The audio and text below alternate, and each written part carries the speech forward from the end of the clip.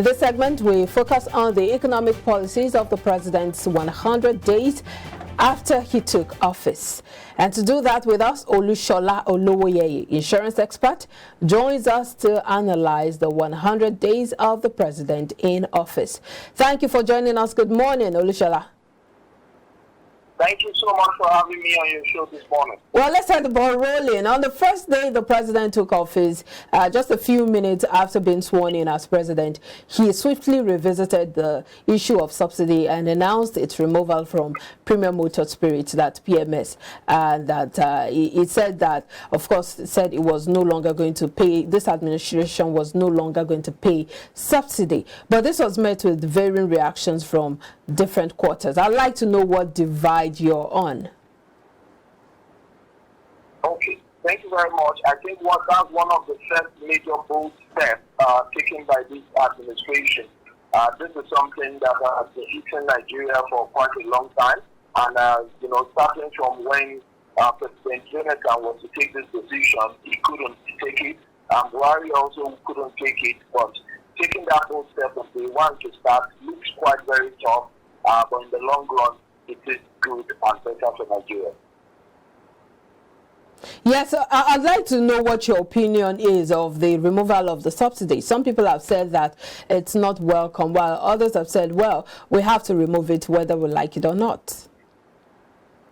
Okay, so it is in terms of my opinion or perspective, either we do it now or we do it later.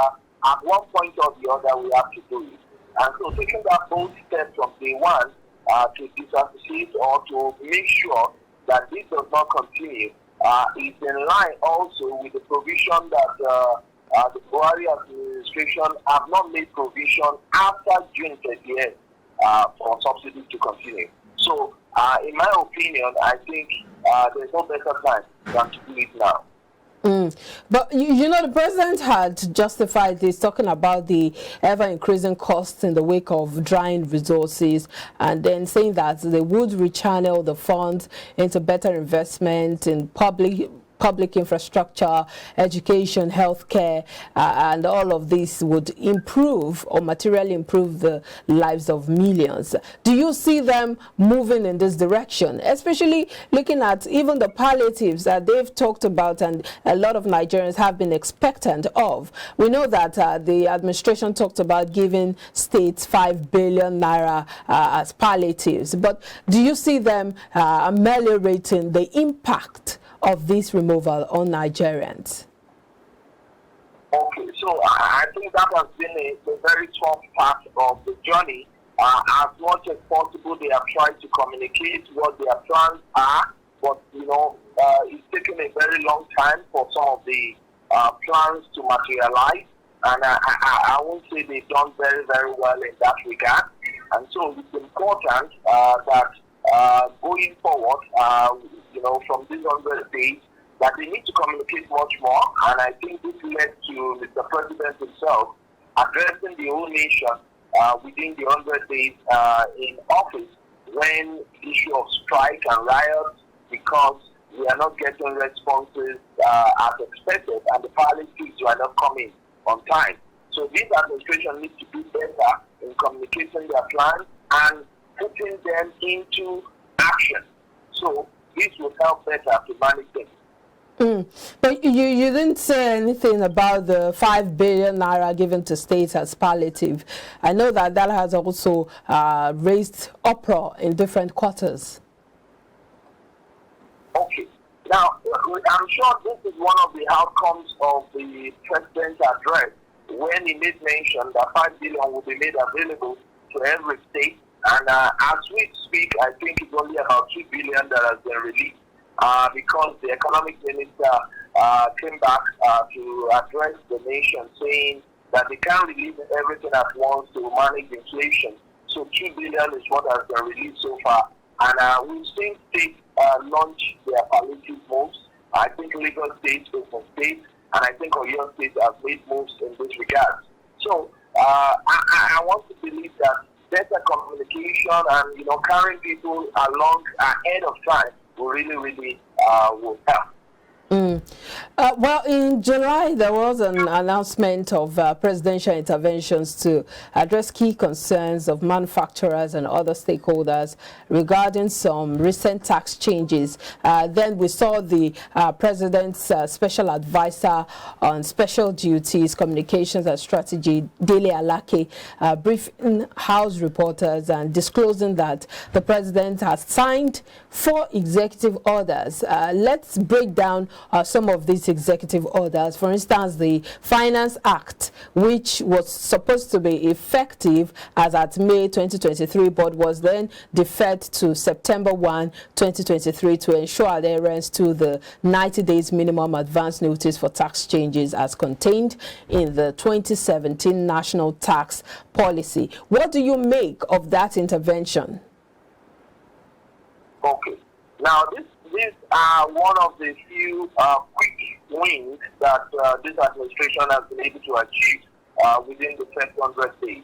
Passing those executive orders actually created room for ease of doing work business, and it also provided more or less like a kickoff for quite a lot of manufacturing firms because some of those executive orders are able to address some of the key concerns that most of the businesses are currently facing. And I want to believe that going forward, this will be done more quickly than the way it was delayed and has caused a lot of uncertainty and confusion within the system. I believe very strongly that with yearly renewal of the Finance Act will make us to be able to respond more quickly to most of the things that are changing in our environment. And I'm sure you are also well aware that on the back of all these 4 executive orders, the president has also, inaugurated and commissioned the Presidential Committee on Tax Reform and Fiscal Policy, led by Taiwo Oyedele, and they commenced their work already. So you're optimistic that this would ease the, you talked about ease of doing business. Is there really ease of doing business now in the country? Okay. Now, there are still quite a lot of other factors that we see in the business, business in terms of cost of running the business. Maybe setting up the business, making registration a bit more easier, creating a tax regime that will be more friendly might be those areas that we are gaining some strength. However, cost of doing business is still extremely very high, and which are the things that we expect government to start looking for ways to address. And by the time the Presidential Committee on Tax Reform and Fiscal Policy complete they have a mandate of the initial 30 days and a mandate of initial 6 months, and then before they give their 1 year deliverables, I want to believe that we will start feeling some effect or some relief from some of the actions. I think one of it also reflected in the way revenue moved up in 60 days. Nigeria revenue that is being allocated among the states actually moved to about 1.9 trillion, which about 1.1 billion was actually shared among the states, and then we are able to reserve some of the money as a result of the subsidy action and the second action on floating the exchange rate.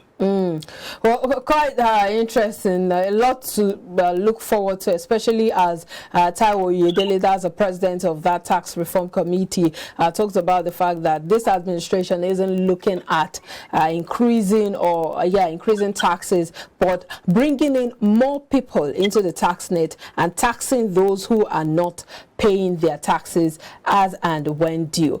But another of the executive order is the Customs and Excise Tariff Variation Amendment Order 2023, which also shifted the commencement date of the tax changes from March 27 to August 1, in line with the National Tax policy. And of course, that's also in relation to all of those adjustments in the payment of taxes. But we also see the president talking about the order suspending the 5% excise tax on telecommunication services, as well as the excise duties escalation on locally manufactured products. What impact do you think that had or is having on the economy? Okay, just like I mentioned earlier, that those executive orders came very timely, and they were able to address some of the key, challenges that, manufacturers, importers of products, issues that have to do with customs duty, and, this has really created a bit of more transparency. Those executive orders are targeting more of harmonization of most of the taxes, and the issue of dates were being addressed by this order that is postponing the date of which you should take effect, which is August from 2023, and then the order also suspends the 5% excise tax on telecommunication service, and the escalation of the excise on locally manufactured products, so as to encourage local manufacturing as much as possible.